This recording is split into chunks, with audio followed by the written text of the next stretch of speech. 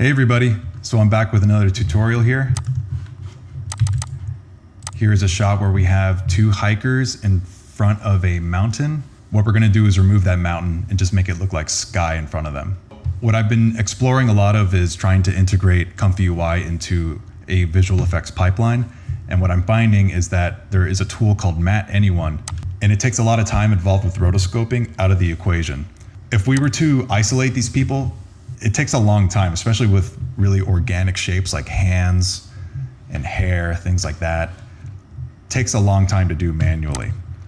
There is a tool in Nuke called semantic segmentation, and if we were to actually look through that, you could see it kind of does a good job. It uses up a lot of resources, so your CUDA cache max size gets maxed out really quickly, so I have to put down a crop node. But we can see that if we were to actually view it through the pre-mold, I would say this is even worse than a garbage mask. I don't even think this would pass for a slap comp, to be honest. So you could try to get a result this way, but what I'm finding is that ComfyUI has a much better option here, and I'll show you what I mean. All right, so here we are in Comfy. This is a project file that was created and modified by Benji AI, and I included a link to his tutorial up here. He's got a lot of knowledge when it comes to this stuff, and I'm learning a lot from him. You're also going to need the tool sets from Segment Anything 2 and Mat Anyone from GitHub, and I provided those links as well. So here we have our load video loaded up, and then we're going to have to bring our resize down to 1920 1080 because the original image is 3840 by 2160, and that will utilize all of our VRAM. Unfortunately, I don't think there's a way in which Comfy can utilize VRAMs from multiple GPUs. There is a way to run high VRAM, but it seems to be a little bit unstable. So what we're gonna do is run this at a lower resolution, and then we're gonna upscale it in Nuke. And I'll show you what I mean. So your grounding Dino SAM segment needs to be set to human in the prompt, and that gives guidance to the machine learned models to do what they need to do to mask the foreground elements away from the background. So if we were to go ahead and just hit run on this could take someone hours or even a couple days to do, and ComfyUI is able to get us a solid result that's about 85% of the way there, and then we can tweak things after the fact. And you can see already it's better than the Segment Anything. So the video on the left is showing us how well the foreground images have been removed from the background, and the right is the mat. And we're going to be using this mat to isolate the people in Nuke.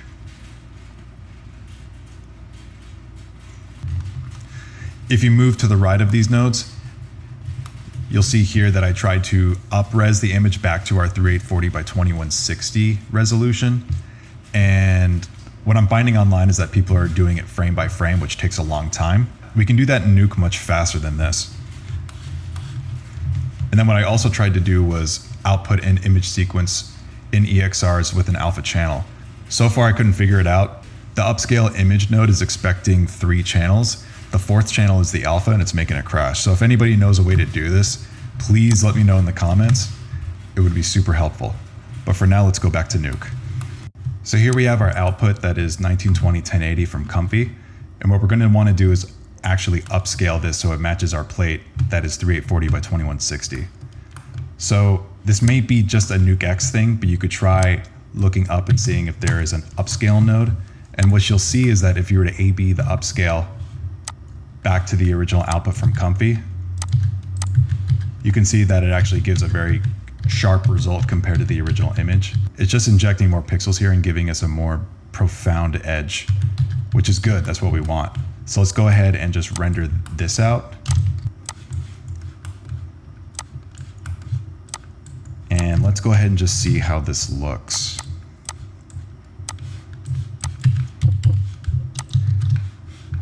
So what we need to do is, in order to use our copy alpha correctly, we have to move this into the alpha channel. So I mentioned in Comfy that I'm looking for a way in which to up-res this and output an alpha channel. But for now, we're just going to have to do this extra step here, which is putting down a shuffle node and taking any of the red, green, and blue channels into the alpha channel. So what happens here is if we hit A, you can see that our silhouette is now in our alpha channel, which is what we want. So if we view through our copy and actually hit Shift X, and hit A, we can see that the alpha channel is now embedded into our plate. So if we get another pre-molt down, we can see our final result here. And if we were to A/B this compared to the semantic segmentation, you can see that this is much better. It got much more of the finer details down and didn't chop out anything that it didn't need to.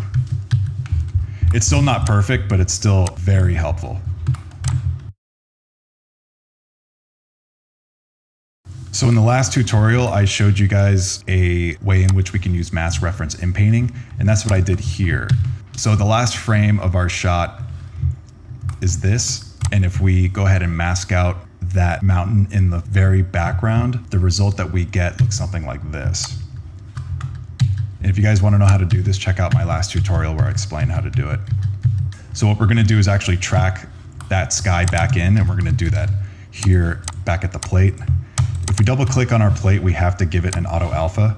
Otherwise, we won't get any image inside of our Mocha. And I'm going to put a high pass on it just to help us out. Launch Mocha. And for those of you that have never used it before, Mocha is a planar tracking software.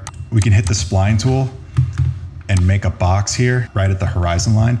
And then what we could do is actually hit Control G, and that'll give us an option to create another box. So these will both be tracked together to give us a better result. And I'll show you what I mean here. I'm going to deselect shear because we don't need it, and just make sure that we have translation, scale, and rotation. It's mostly going to be picking up on the translation, but the values in scale and rotation, although they're subtle, is actually going to help us out a long way with integrating it. Let's move our timeline to the very last frame here. And then what we're going to do is actually hit our Show Planar Surface tool, which gives us this box. So this is our corner pin here. And then we want that corner pin to hit the edges of the frame with this button here, which expands the planar surfaces. So now it's at the edges of our last frame here. Export track.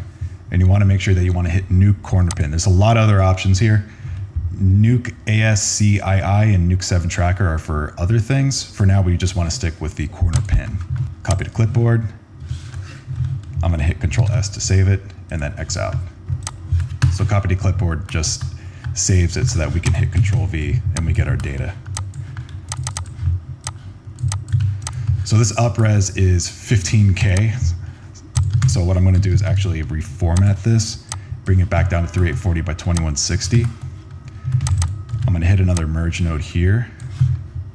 I'm going to set this up so that our hiker mat is over our background image. And let's go ahead and scale this up so that we just see the sky. Might be too much.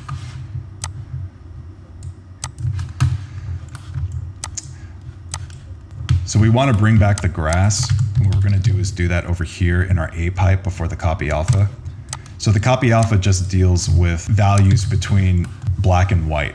So when it comes to integrating the grass back into our plate, we need to mask this so our alpha channel carries it through our plate here.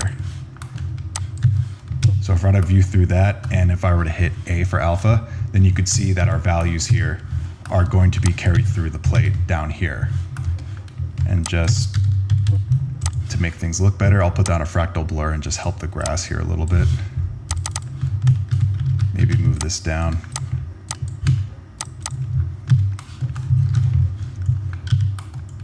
Maybe sharpen this just a little bit.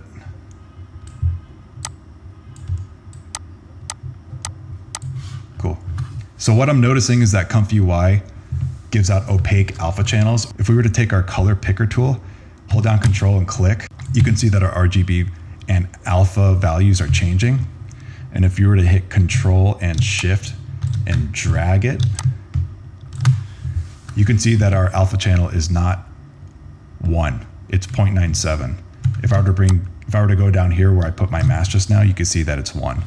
So we need to, after our shuffle node, put down a grade node, and for channels here, just hit alpha, and then keep your eye right here where the alpha values are, and change the white point so that it goes over 1. It's hard to get it perfect, but what you can do is actually just put a clamp down, and it'll bring that back down to 1. I'm going to reorient things so they're just a little bit more clean here.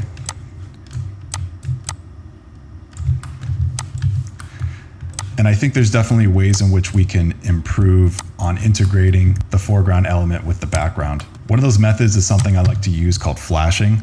And what it is just taking elements of the plate back into the elements of the foreground. So what I mean is if we put a blur node here, make a little dot there, look through our blur node, and if we were to blur that plate, grab another merge node, set it to geometric, put it over, on top, then you can see that we're actually getting elements of the backplate into the foreground.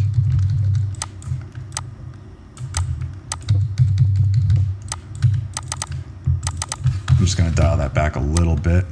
And I just want it to affect the edges really.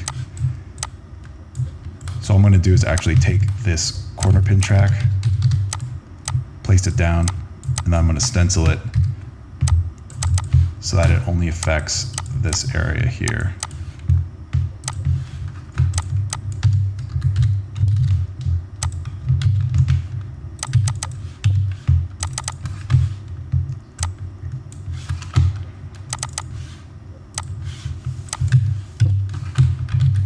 Sorry, what needs to actually happen here is there is a mask pipe right here in the geometric, so let's pipe that in. And that should only affect the areas that we want it to affect.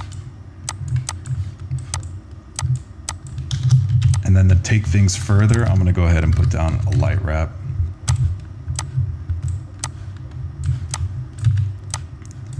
It's easy to go overboard with the light wrap.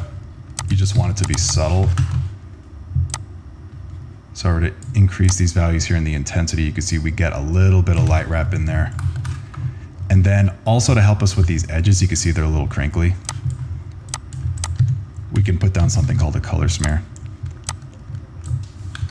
And that helps get rid of that. So if you don't have the Nuke Survival Toolkit, definitely look into Tony Lyon's tutorials on YouTube.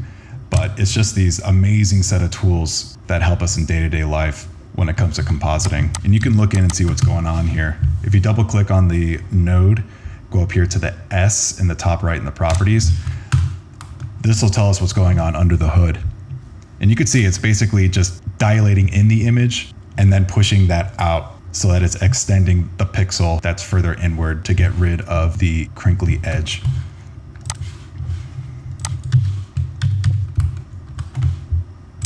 And let's go ahead and play that. Cool, so for something that's quick and dirty, this is honestly amazing. I'm a big fan of Comfy and I'm seeing its potential in visual effects. And I definitely think that it has its place in a VFX pipeline. For us to rotoscope something like this would take a very long time, even just to get to this point. So let me know if you guys have any questions on what I showed you here. And let me know if you guys have any suggestions on any tutorials you want to see in the future. Thanks for watching. I'll see you guys later.